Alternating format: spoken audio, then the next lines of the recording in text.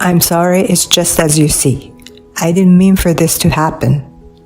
Is this true? I asked my sister. Then what? This isn't the right time for that.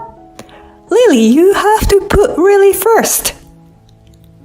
When I noticed, I was raising my hand to both of them. I've never been so heartless. I never wanted to experience anything like this in my life. But because of my stupid husband and sister, I was left with a memory I will never forget. They will never be allowed to see the light of day. I had promised to pick up my niece, Lily, from preschool that day. My sister had forced me to do it again.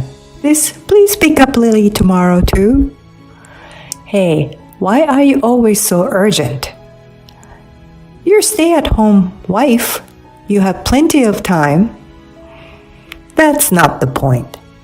I can hear my niece coughing on the other end of the line.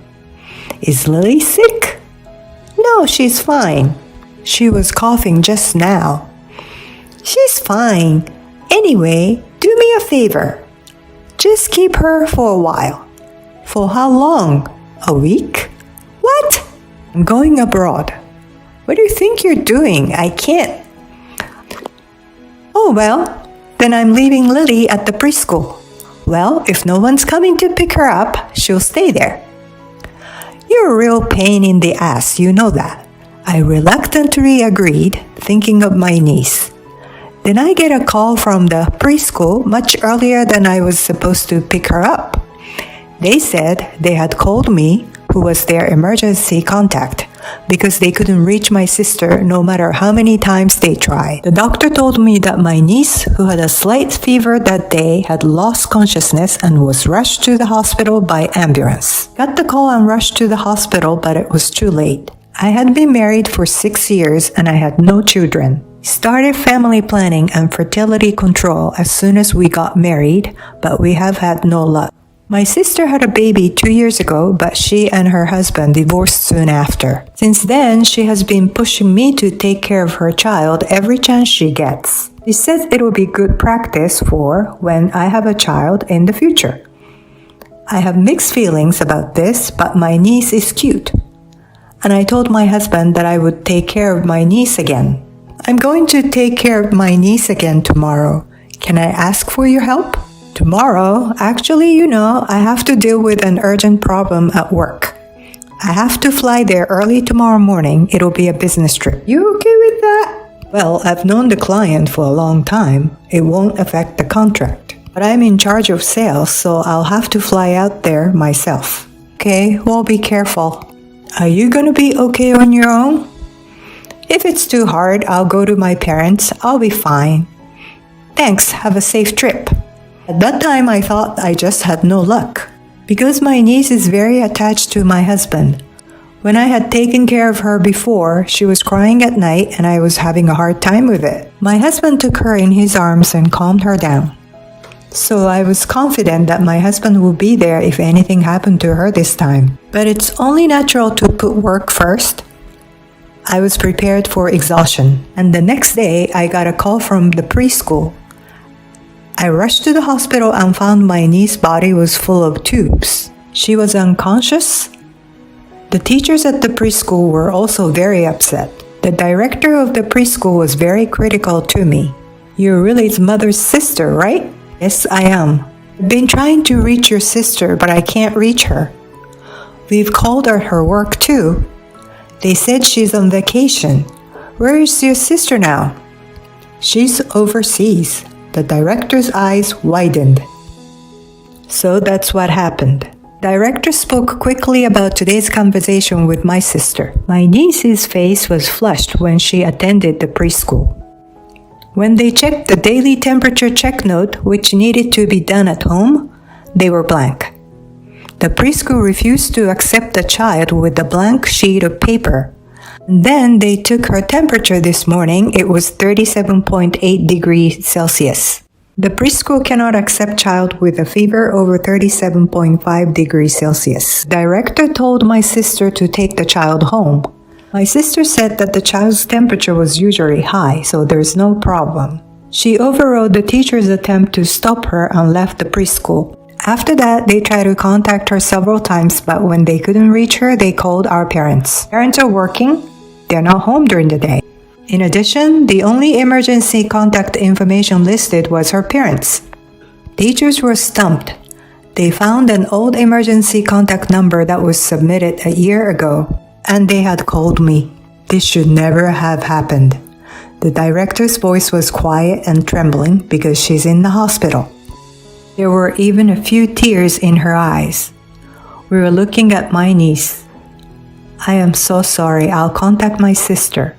I apologized to the director and the chaperone and sent them back to the school. Tried to contact my sister right away, but she was disconnected. Called her dozens of times, hundreds of times, but she never picked up the phone. Meanwhile, my parents, whom I called, rushed to the hospital. It's okay, Lily's gonna be okay. That's what my mother keeps telling herself. Don't worry, we're in a hospital. But the treatment didn't help, and her symptom only got worse. All the while, I kept calling my sister, but I couldn't get through. 2 days later, the little life was lost without recovery. A child of only 2 years old who died without the warmth of mother's touch. How could such a heartless thing be? I could not stop my tears as I touched her cold little body. Why didn't I ask my sister where she was traveling? Why didn't I stop her from going? I couldn't help but blame myself. It's not your fault. My mother speaks softly to me as I break down in tears. But even she has tears streaming down her face. I tried repeatedly to contact my husband to let him know what had happened, but I couldn't reach him either. Time flies even when you're in the depths of despair. In the end, I held a funeral for my niece without any contact with my sister. This was the day she told me she was coming back from her trip. I was ready to pick up the call as soon as I heard from her.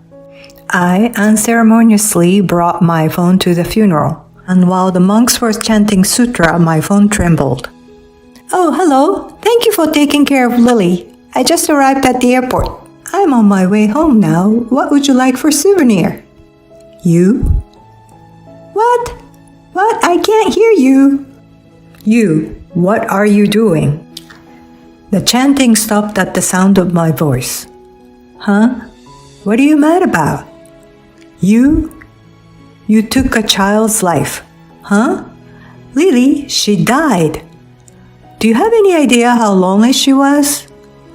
Oh no, it's not funny. Right? It's not funny. None of us are laughing. I couldn't control my emotions. I exhaled several times to calm myself down. I'm in the middle of Lily's funeral, so get back here as soon as you can. I hung up the phone. I'm sorry. I apologize for stopping the chanting, but the monk gently placed his hand on my head. After the funeral, as I was getting ready to leave for the crematorium, my sister arrived out of breath. And behind her, for some reason, my husband was there. No way, right?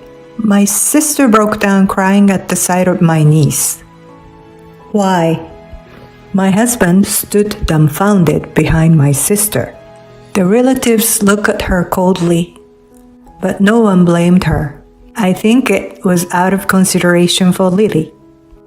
I didn't speak to her or to my husband until after the cremation. I think Lily was waiting for her mother. After the cremation, we went back to my parents' house. And my sister got a lot of blame from my parents.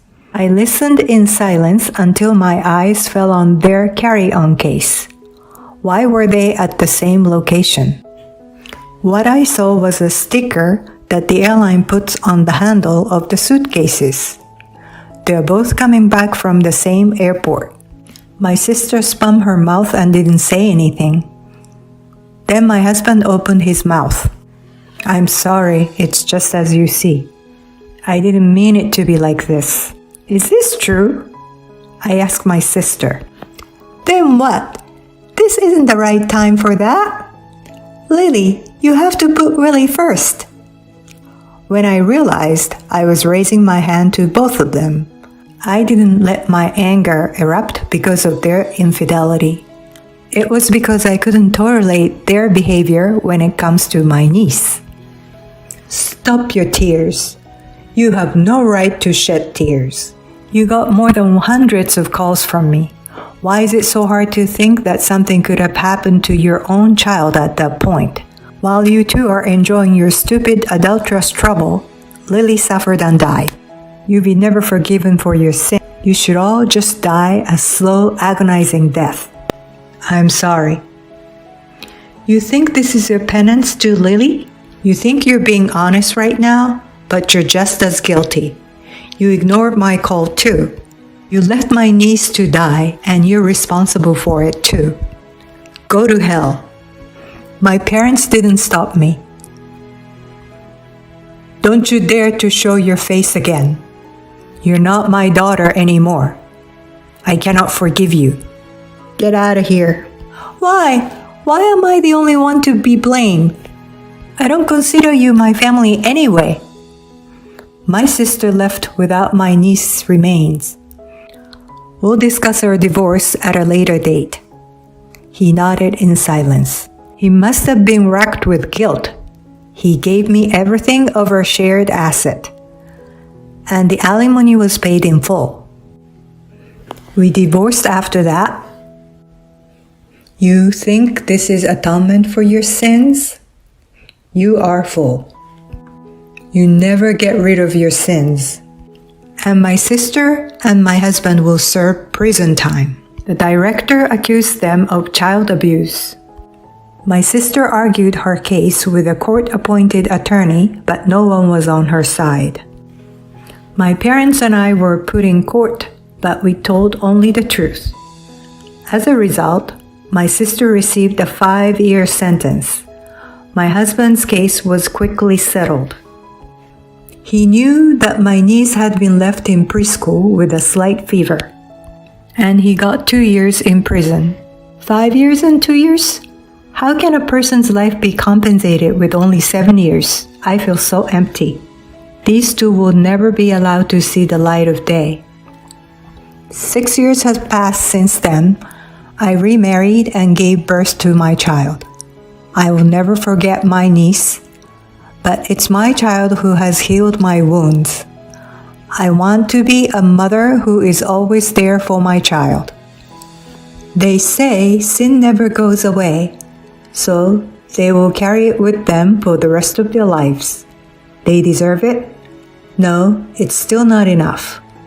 Human life is precious.